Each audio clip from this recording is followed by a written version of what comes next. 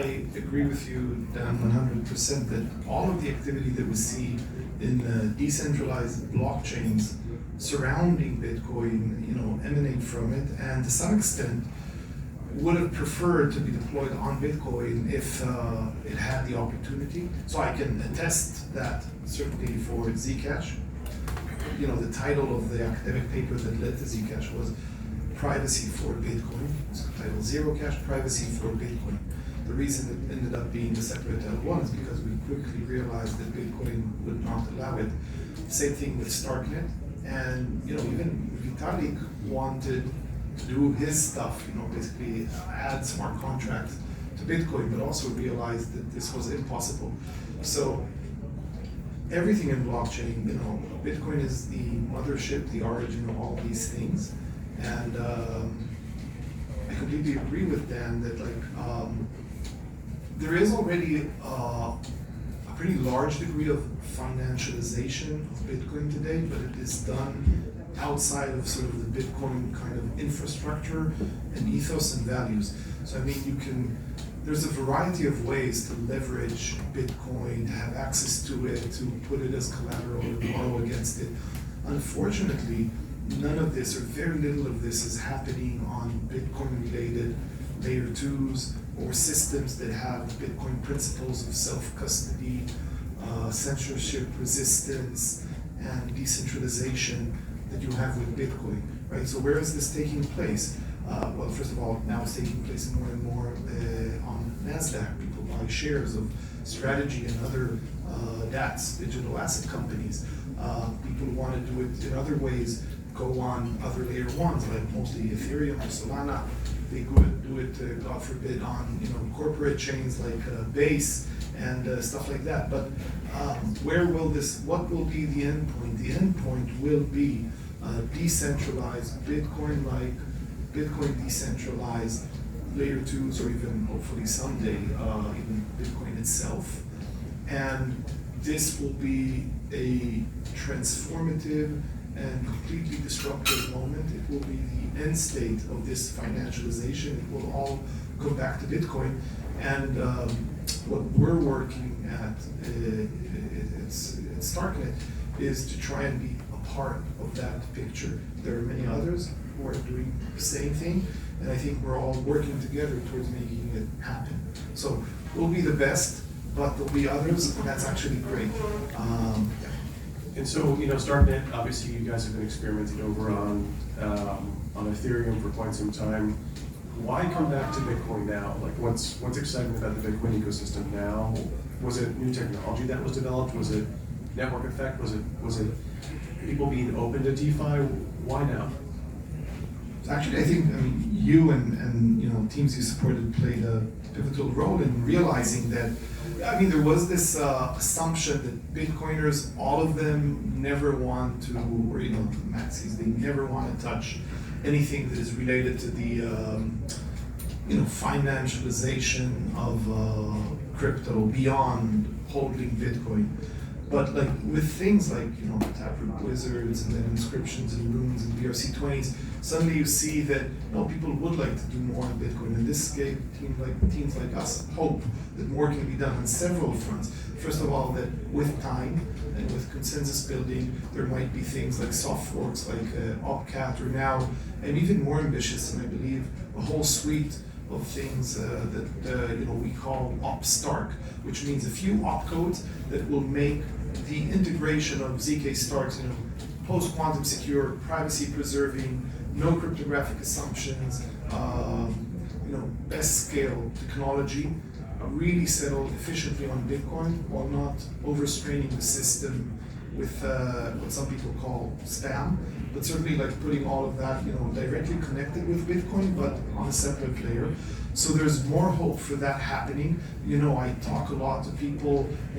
So at StarkWare we have very good connections to a lot of the core developers of variety of different sort of ideologies and attitudes towards Bitcoin, from the more NFT loving, Eric and Rudy, through people like Andrew Polstra, the Blockstream, the Chain Code folks, all the way to folks like Adam Beck, Luke Jr., and those folks like that. We have very good relations with all of them and high mutual respect.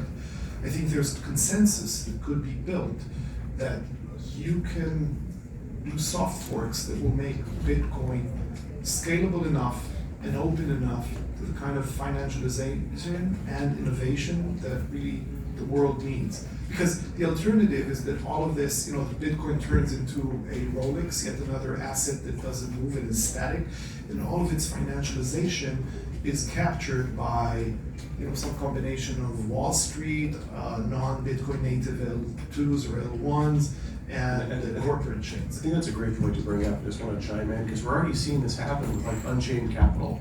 Great company, love the team over there. It is centralized though. You have to trust that they won't take your coins and take them away from you. Unchained Capital is where you can borrow dollars using your Bitcoin as collateral. So that is like a very basic financial primitive that a lot of people would want to use. And so, we see that the market wants these solutions. People want to borrow against their Bitcoin as collateral. People want to lend out their Bitcoin and earn yield. But we have the Celsiuses, the BlockFis that have blown up on that side. Some of this is solved by DeFi. And so we're seeing market demand for this. And this is the purpose of Bitcoin after all, is to bring the world, the whole financial system, and bring it out to Bitcoin. So I definitely feel like the L2s play a huge role in that. Yes, I agree. I was, last week I had the pleasure of listening to Michael Saylor in person for the very first time. I should have looked up a few videos before, but my bad. And his talk had two parts. There was a part I understood, the part I didn't understand. The first part said something like this, that for a variety of reasons that most of you probably know, Bitcoin is a highly volatile commodity that will outperform the stock market. That was the part I understood, and of course I agree with. And empirically, he's been saying this for a very long time. Many of us, depending on how back you go with Bitcoin, I started looking at it in 2013. It's not new to me, but hearing it from him is definitely very powerful. So he made this thesis a very long time ago, and of course anyone who invested in these things profited from it a lot. The second part is the part I didn't understand, which is how public companies can monetize that assumption. But that talk made me realize something about Bitcoin L2s and DeFi in Bitcoin, which is the following thing. There is this unlocked part that will be, there's this locked part that will be unlocked, and it is the financialization of Bitcoin on Bitcoin-like infrastructure. And it goes something like this. The extent of financialization of Bitcoin right now, which means borrowing against it in tax favorable ways, putting it to use, investing it in a variety of safe ways, or depending on how much leverage and risk you want to take. All of that is taking place a little bit, but it is taking place outside of Bitcoin's purview of technology. Okay, it's taking place on pretty much centralized stuff. However, a few assumptions that I have very high conviction. This will turn most of the financialization of Bitcoin will happen on Bitcoin L2s, on Bitcoin respecting infrastructure. That will be much larger in size and capacity, and TVL and TPS and every metric you think about, than what's going on centralized exchanges and the stuff that's going on today. That will happen once you have the UX, the scale, the security, and the decentralization that you need in order for people to use it. That's number one. The second thing is that it will be winner takes most. And to me, this is a sort of a calling that we need, as StarkWare, we need to try and make StarkNet have the highest chance of being that layer of financialization, getting as close as possible to Bitcoin principles of decentralization, highest scale, best UX, so that we can be positioned to offer that to Bitcoin. And with StarkNet, you guys are looking at a couple different ways of building different dApps to pull people into your ecosystem. What are some kind of tangible? Cheers, by the way. I was wondering how to open bottles of beer. We are in a pub after all, I feel like it's very appropriate. But yeah, we also, don't tell anybody, but we had a drink before this. But so, Ellie, on the DApp side of things, what are some real life examples of like, we've been talking kind of esoterically about, oh, you can borrow against your Bitcoin used as collateral. Can you walk me through a concrete example of something I can do with my Bitcoin today? And is it like earning yield? Is it borrowing against it? Is it, what can I do today? Like what's tangible? So what is tangible today is, yes, you can put it as collateral in several different places and then borrow against it and then generate yield on that. What will turn on StarkNet in 2 weeks' time, so it's not today, but it's, by the time you get ready, it's going to be today, on September 29. So StarkNet is a decentralized proof of stake system, and they're already staking rewards for those who hold and stake STRK and offer operating services to the network. What will turn on is Bitcoin staking on StarkNet, meaning you can stake Bitcoin on StarkNet and then start generating yield by offering validation services and further down the line also block proposal and sequencing and ZK proving and be part of the network. That's another thing that will turn on. There's a whole bunch of other exciting things that will actually turn on September 29, which we will unveil at Token 2049 in Singapore. Is anyone traveling there? If you are, please, so let me know and I'll share details and get your invitations.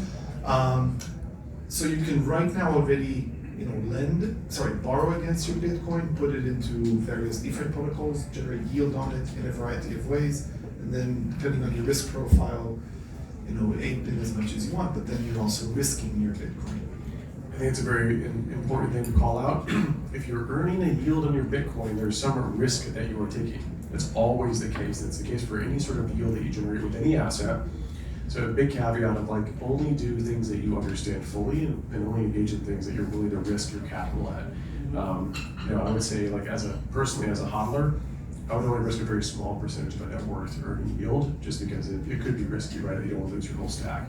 So just want to caveat that for those who are curious.